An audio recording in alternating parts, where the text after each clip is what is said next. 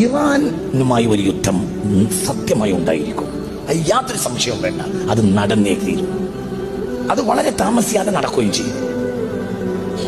ഇറാനുമായി യുദ്ധം വന്നാൽ മിഡിൽ ഈസ്റ്റ് ഇനിയും അട്ടിമറിയും. മിഡിൽ ഈസ്റ്റ് അട്ടിമറിഞ്ഞാൽ നമ്മുടെ സാമ്പത്തിക സ്രോതസ് മുഴുവനും നശിച്ചു. അതുകൊണ്ട് എക്കണോമിക്കൽ സിസ്റ്റത്തെ കൃത്യമാക്കാൻ നമ്മൾ പഠിക്കണം. സൂക്ഷിച്ച് ചെലവഴിക്കാൻ പഠിച്ചവർക്ക് ദാരിദ്ര്യം വരികയില്ലെന്ന് മുഹമ്മദ് മുസ്തഫ സ്വല്ലല്ലാഹു അലൈഹി വസല്ലം. ഇത് നിങ്ങളൊന്നും കൂടി ശ്രദ്ധിക്കണം. ഞാനിത് വളരെ പണ്ടേ നിങ്ങളോട് പറയുന്നുണ്ട്. ഇനി ഒരു യുദ്ധം ഉണ്ടാവുകയാണെങ്കിൽ അത് ഇറാൻ. ഞാൻ 2000 മുതൽ പറയുന്ന വർത്താനാണ്. പഴയ കേസറ്റൊക്കെ കേട്ടാൽ നിങ്ങൾക്ക് അറിയാം. അടുത്ത യുദ്ധം ഇറാനുമായാണ്. അത് ഭയാനകമായിരിക്കും. അതിനാരാ ചെയ്യുക? അതിന് മറ്റുള്ളവരാണ് ചെയ്യുക. എന്തുകൊണ്ട്? ഒരു നഷ്ടവും അവർക്കില്ല. നഷ്ടം ആർക്കാണുള്ളത്? പറ, ആർക്കാ നഷ്ടം സംഭവിക്കുക? മുസ്ലിമീങ്ങൾക്ക്. ഇറാൻ ഇനി ഒരിക്കലും അമേരിക്കയെ തിരിച്ചടിക്കില്ല. ഇറാൻ തിരിച്ചടിക്കുകയാണെങ്കിൽ തിരിച്ചടിക്കുക എങ്ങനെയായിരിക്കും?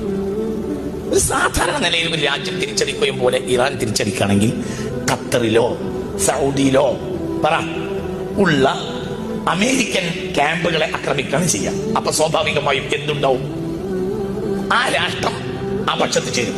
ഇത് നടക്കൂലേ? നടക്കും. നടന്നേ തീരും. ഇറാനുമായി യുദ്ധം അനിവാര്യമാണ്. അത് നടന്നേ തീരും. അത്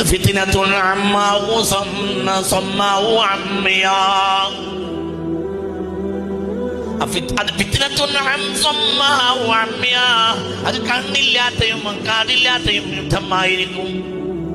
മനുഷ്യരാശി ഇന്നുവരെ കണ്ടതിൽ വെച്ച് വലിയ യുദ്ധം സംഭവിക്കും. അതിന് ഇനി കാലതാമസമില്ല. സംഭവിച്ചിരിക്കും. നമ്മളെ കാക്കട്ടെ. ഇത് നിങ്ങൾ ആരോട് ചോദിച്ചാ പറയുന്നത്?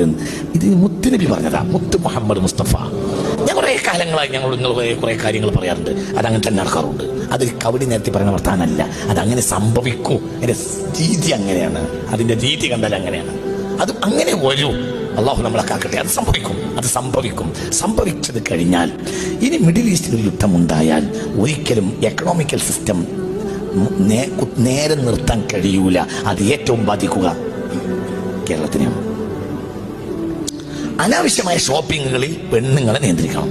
ഇന്നത്തെ നമ്മളെ സാഹചര്യം ഇപ്പോഴും നമ്മളെ പെണ്ണുങ്ങൾക്ക് മനസ്സിലായിട്ടില്ല. ഇതിനേക്കാൾ വലിയൊരു വിപത്താണ് ഇനി പറയാൻ പോകുന്നത്. അതായത് ഒരു കല്യാണം ഉണ്ടായി എന്ന് സങ്കല്പിക്കാം. ഒരു കല്യാണം ഉണ്ടായാൽ ആ കല്യാണത്തിന് പുതുവസ്ത്രം തോന്നാം.